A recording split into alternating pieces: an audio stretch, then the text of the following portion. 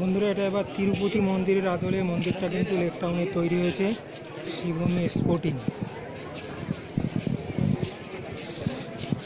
যেহেতু দিনের বেলা ভিডিওটা শ্যুট করছি, ফলে এটা একরকম দেখতে লাগছে। সন্ধ্যের পর আশা করি এটা অবশ্যই অন্যরকম লাগবে লাইটিংয়ের কারণে।